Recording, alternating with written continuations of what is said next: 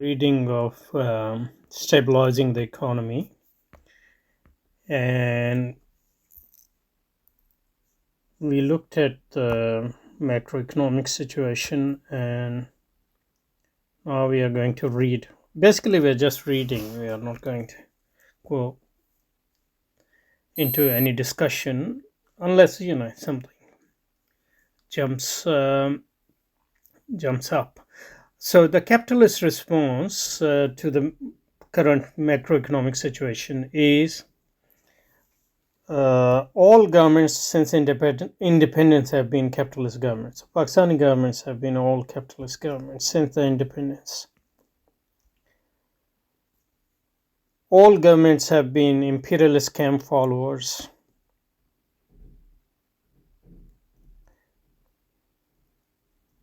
So they have been in American camp. Over time, the dependence of the domestic capitalist sector, government, financial institution, large-scale manufacturing, has increased.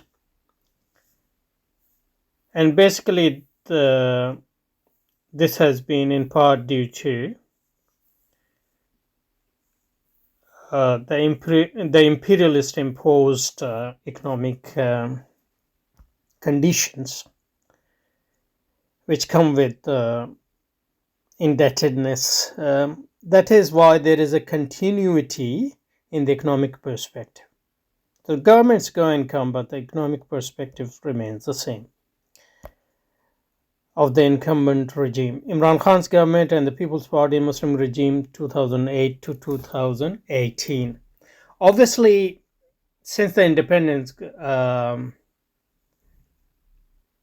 the capitalist economic policy itself has changed. So that is reflected in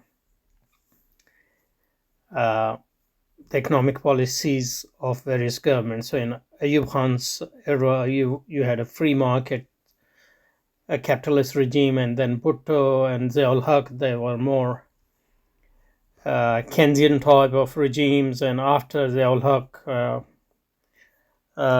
there has been neoliberal turn in economic policy as well. So the subservience to imperialism means that both PDM and PTI remain committed to maintaining Pakistan's existing subservience to global capitalism, because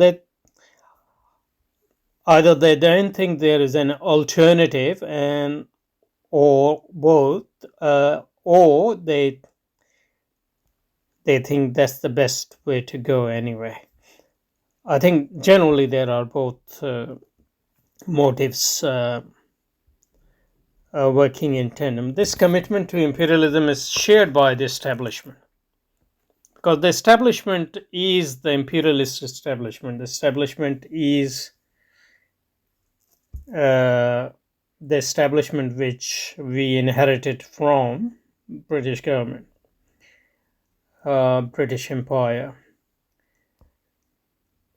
including army, police, justice system, so-called justice system, etc.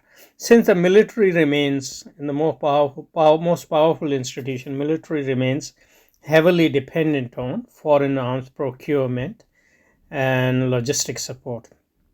God knows who is this military. Obviously, the purpose of military is to basically police the people of Pakistan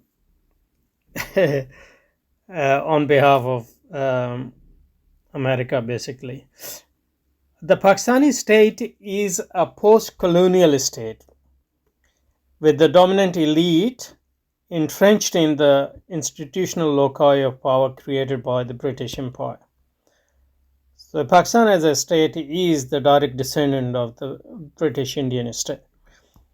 The state institution, the bureaucracy, the judiciary, the corporate sector, finance, the media, the legislature remain molded along colonial lines.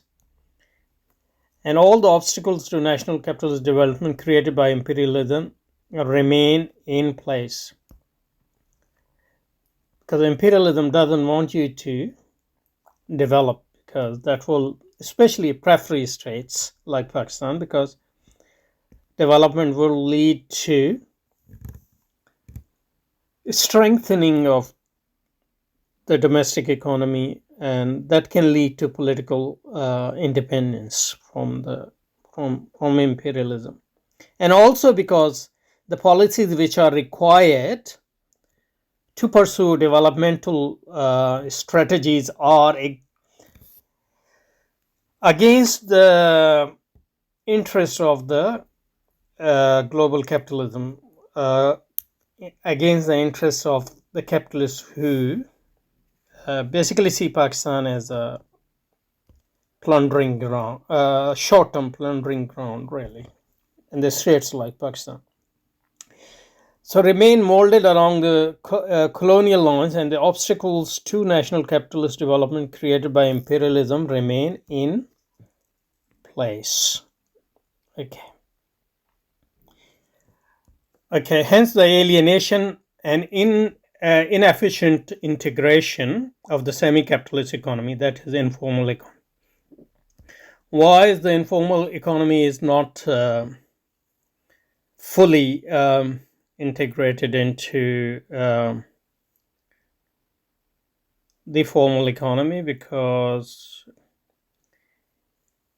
the informal sector instinctively realize that that's against their interests. So informal economy is not self-consciously anti-capitalist. It is instinctively looking after its own interests to a certain extent. So hence the alienation and inefficient integration of the semi-capitalist economy with the formal sector, and the restraint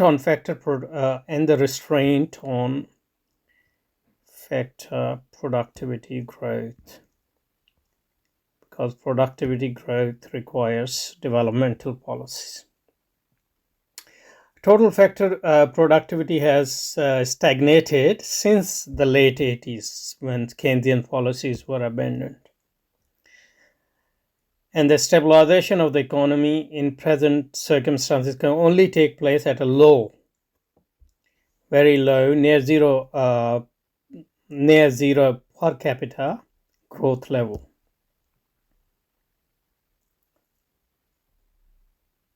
So, as per the imperialist promoted economic policies. So that's why the informal sectors try to keep itself at bay from the formal sector as much as possible. Given the institutional stasis, no capitalist regime, PPP, that is capitalist regime, can afford to craft a national self-reliant high-growth strategy, because that would clash with global capitalist orientations at this point. So all capitalist regime must go begging bowl in hand to imperialist governments and markets. So a capitalist regime must go, given the institutional stress, no capitalist regime can afford to craft a national self-reliant high-growth strategy. And national self-reliant high-growth strategy would necessarily be a strategy of anti-imperialist revolutionary government. It doesn't have to be Islamic government, but in these circumstances, I think most nationalist movements have already collapsed into imperialism. So, in practice, the revolutionary strategy in Pakistan cannot be a nationalistic strategy in that. It can be a nationalist, but not a nationalistic strategy. All capitalist regime, PPP, PML, PTI, must go begging ball in hand to imperialist governments and markets. Hence, the IMF insists on low growth stabilization. which is low growth death basically of the Pakistani economy and the Pakistani state as well in the long run, I guess. The stabilization of the graveyard. There you go. Hence, Hafiz Shaukat Tareen, Miftah Ismail Isagdar see salvation solely in obtaining imperialist financial and political support. Okay. Currently, Mr. Dar is seeking rescheduling, as Musharraf did in 2002 following his betrayal of the Afghan jihad from China, Saudi Arabia, UAE, and IMF, and other imperialist agencies. He, that is Isagdar, regards debt default to be an unmitigated catastrophe.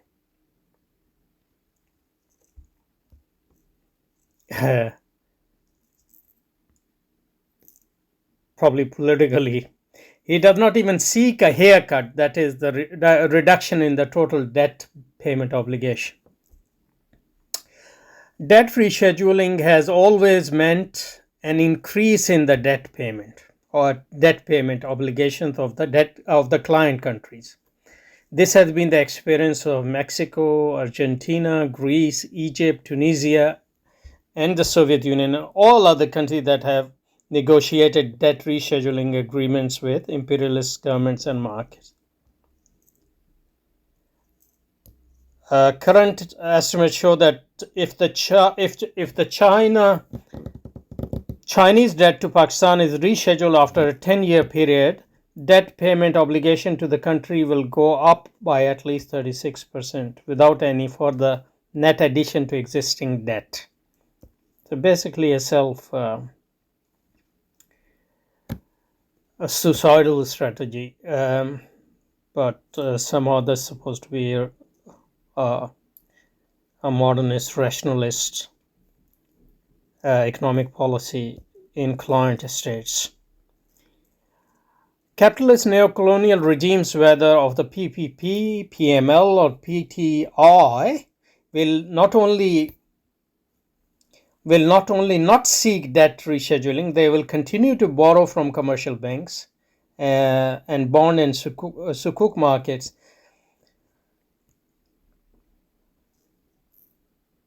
The funds so obtained will be absorbed primarily in debt servicing. So most of the debt, most of the borrowing goes back to debt servicing and in enhanced corruption. So some of it will go to the agents of the imperialist army, police, bureaucracy, and politicians. They will not be used for promoting factor productivity growth, since neocolonial government in Pakistan will remain committed to maintaining the institutional and sector status that has existed in the country during the colonial and neocolonial era, 1799 to date. Okay, I think we will stop here, and next time we'll do the Islamic alternative, which is the most interesting part, I think, and the most original part as well.